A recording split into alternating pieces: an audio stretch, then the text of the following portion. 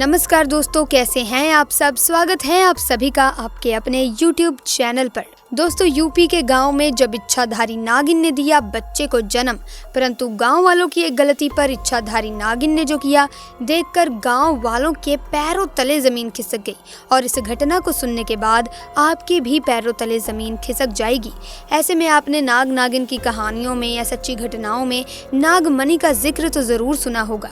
नागमणि में बहुत सारी शक्तियां होती हैं। ऐसे में दोस्तों जरा सोचिए कि अगर इस नागमणि में इतनी शक्तियां हैं और अगर ये किसी इंसान के हाथ लग जाए तो वो इंसान बहुत ही ज्यादा शक्तिशाली हो जाएगा, जिससे वो जो चाहे वो कर सकता है। लेकिन दोस्तों, नागमणि कोई साधारण इंसान हासिल नहीं कर सकता। ये केवल इच्छाधारी नाग नागिन को कठिन तपस्या के बाद महादेव से प्राप्त होती है, क्योंकि नाग नागिन महादेव शिव को ही अपना आराध्य मानते हैं और उनकी हजारों वर्षों की कठिन तपस्या से भगवान शिव खुश होकर उन्हें नागमणि देते हैं, जिन्हें इच्छाधारी नाग नागिन को संभाल कर रखना होता है। लेकिन दोस्तों, अगर कोई नागमणि चालाकी से चुरा ले तो उस व्यक्ति के साथ क्या होगा, आइए जानते हैं आज के इस वीडियो में। दोस्तों, ये चमत्कारी घटना है उत्तर प्रदेश के एक छोटे से गांव खेरगढ़ की। दरअसल ये घटना घटित हुई प्रीतम जी के साथ, जो प्रीतम करीब आज से 5 साल पहले एक साधारण एवं गरीब किसान का जीवन व्यतीत करते आ रहे थे। वो अक्सर जंगल में अपनी बकरियां चराने जाया करते थे और खेती बाड़ी का काम भी किया करते थे। एक दिन बकरी चराते चराते वो जंगल के थोड़ा अंदर निकल गए। उसी जंगल में एक इच्छाधारी नागिन अपने नाग के साथ एक विशाल पेड़ के पास रहा करती थी। वो नागिन गर्भवती थी। शाम का वक्त था और प्रीतम जब उस पेड़ के पास से गुजरा तो उसे वहां एक तेज चमकती चीज दिखाई दी, परंतु साथ ही वो दोनों नाग नागिन भी वहीं थे। उन्हें देख वो थोड़ा सा डर गया और तुरंत ही वहां से जल्दी से घर की ओर भागा। प्रीतम इतना घबराया हुआ था कि उस समय तो उसने पीछे मुड़कर तक नहीं देखा, परंतु उस रात उसके ध्यान में वो चीज़ जो चमक रही थी वो बार बार आ रही थी। वो इतना तो समझ ही गया था कि वो हो ना हो बहुत ही मूल्यवान चीज़ थी और अगर वो मुझे मिल गई तो मैं भी धनवान हो जाऊंगा। परंतु सबसे बड़ी मुसीबत थी वो दोनों नाग नागिन। अगले दिन वो वापस जंगल उसी पेड़ वाले स्थान पर गया और कुछ दूर खड़े रहकर छिपकर उस पेड़ के पास रह रहे नाग नागिन को देखने लगा। कुछ देर देखने के बाद उसने ध्यान दिया कि नागिन तो गर्भवती है।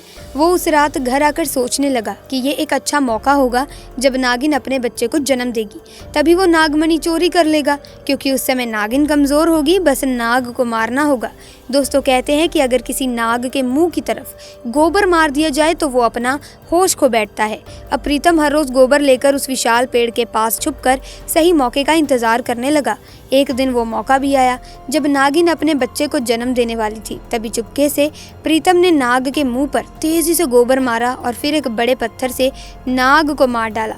फिर उसने नागिन और उसके बच्चे को भी मार डाला और उस मणि को उठाकर जल्दी से घर की तरफ निकल पड़ा। परंतु उधर नागिन किसी तरह बच गई थी और बस बेहोश पड़ी थी। जब नागिन को होश आया और उसने अपने बच्चे और पति को मरा देखा तो उसके दुख दर्द का ठिकाना नहीं रहा। वो उस समय गुस्से से पागल हुए जा रही थी और उसने प्रीतम से बदला लेने की ठानी। परंतु मणि चली जाने के कारण वो अपनी शक्तियों का प्रयोग नहीं कर सकती थी, परंतु अभी भी वो अपना रूप तो बदल ही सकती थी। इधर प्रीतम को जैसे ही मणि मिली उसका पूरा जीवन ही परिवर्तित हो गया। उसकी फसल इस बार काफ़ी अच्छी हुई और काफ़ी महंगे भाव में भी बिकी। उसकी तो जैसे मानो लॉटरी लग गई हो, क्योंकि जो भी वो धंधा कर रहा था उसे हर जगह से लाभ मिल रहा था और प्रीतम को पता था कि ये सब उस चमत्कारी नागमणि का ही कमाल है। गांव में हर जगह उसका नाम था।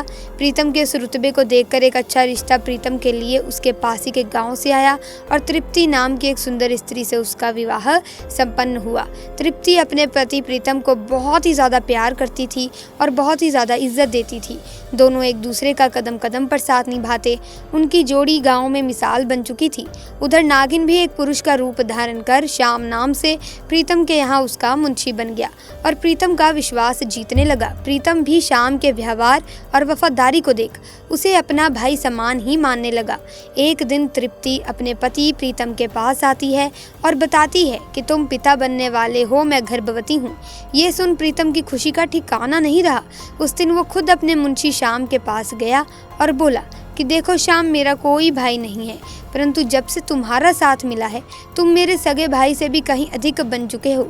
आज मैं बहुत खुश हूँ, इसीलिए आज मैं अपनी पत्नी और तुम्हें एक खास जगह ले जाना चाहता हूँ, क्योंकि मेरा इस दुनिया में तुम लोगों के सिवा कोई नहीं है। और वो अपनी पत्नी और श्याम को कार में बिठाकर गांव के कोने में ले जाकर कार एक छोटी सी कुटिया के सामने रोकता है और बताता है कि जब वो छोटा था तब इसी कुटिया में उसकी माँ की जान उसे जन्म देते चली गई थी। उसके पिता तो पहले ही गुजर चुके थे। तब एक बूढ़े बाबा ने उसकी माँ को वहीं दफना दिया था और प्रीतम को उसे बूढ़े बाबा ने पाला था। प्रीतम आगे बताता है कि जब भी उसके साथ कोई बुरी घटना होती है या वो बहुत ही ज्यादा दुखी होता है तो बस वो इसी कुटिया के पास चला आता है। यहाँ उसे एक अनोखा सुकून मिलता है। प्रीतम आगे बताता है कि आज तुम दोनों को मैं इसीलिए यहाँ लाया हूँ क्योंकि तुम दोनों अब मेरी जिंदगी का एक अहम हिस्सा बन चुके हो। दोस्तों, ये सुन सभी की आंखों में पानी भर आता है। कुछ देर रुकने के बाद जब वे वापस पहाड़ी से होते हुए घर को जाते हैं तो अचानक उनकी गाड़ी पहाड़ी पर एक बड़े पत्थर से टकराती है और गाड़ी को जोर का झटका लगता है, जिसके कारण प्रीतम तो कार में ही फंसा रहता है, परंतु उसकी पत्नी तृप्ति पहाड़ से नीचे गिर एक पेड़ पर अटक जाती है और उस पेड़ के ठीक नीचे बहुत ही गहरी खाई थी। दोस्तों, वो रात कार्तिक पूर्णिमा की ही थी। श्याम अपनी शक्तियां पाकर पुनः नागिन रूप धारण कर लेता है। प्रीतम श्याम को देखकर चौंक जाता है क्योंकि श्याम अब नागिन में पुनः बदल गया था। वो नागिन प्रीतम को बताती है कि कैसे ठीक इस तरह वो भी स्थिति में फंसी थी जब प्रीतम ने उसका पूरा घर संसार लूट लिया था, उसके पति और बच्चे को मारकर, और आज मेरे पास बदला लेने का एक अच्छा मौका है। प्रीतम घायल गाड़ी में फंसा हुआ था और रो रो कर नागिन को बोलता है कि भले मेरी जान ले ले परंतु मेरी पत्नी गर्भवती है, उसे छोड़ दे। परंतु तभी उस नागिन को अपनी वही स्थिति याद आती है कि क्या होता है जब कोई अपना छिन जाता है। ये जिंदगी का सबसे बड़ा दुख होता है। नागिन ने प्रीतम का उसकी पत्नी के प्रति सच्चा प्यार देख उसे माफ कर दिया और तृप्ति को उस पेड़ से निकाल बचा लिया तथा दोनों को हॉस्पिटल छोड़ खुद वापस जंगल में उसी विशाल पेड़ के पास चली गई। जब प्रीतम हॉस्पिटल से स्वस्थ होकर अपनी पत्नी के साथ घर वापस लौटा तो उसे अपनी गलती का एहसास हुआ और उसने जाना कि उसने कितनी बड़ी गलती करी है। वो नागमणि को लेकर उसी विशाल पेड़ के पास गया और उस पेड़ के पास उस नागमणि को रख फूट फूट कर रोने लगा और शाम को घर वापस भी आ गया।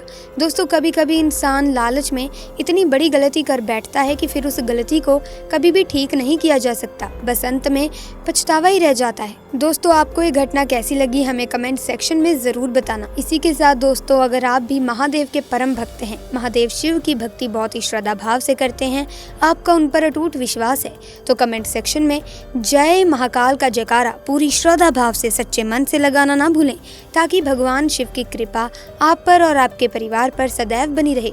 दोस्तों, हमेशा याद रखें, महादेव शिव की कृपा जिस व्यक्ति पर भी हो जाती है उसका काल तो क्या, यमराज भी कुछ बिगाड़ नहीं सकता। ऐसे में महादेव की भक्ति श्रद्धा भाव से करें तो वो आपको कभी भी किसी मुसीबत में छोड़ेंगे नहीं, आपको उस मुसीबत से बाहर जरूर निकालेंगे। ऐसे में आज की वीडियो में बस इतना ही। मिलेंगे किसी अन्य वीडियो में नई घटना के साथ। अगर आपको ये वीडियो अच्छी लगी तो वीडियो को लाइक करें, शेयर करें और चैनल को सब्सक्राइब करके बेल आइकन को प्रेस भी कर दें ताकि नए वीडियोस की अपडेट आपको मिलती रहे। मिलेंगे जल्द ही, अब दीजिए इजाजत। आपका बहुत बहुत धन्यवाद। हर हर महादेव।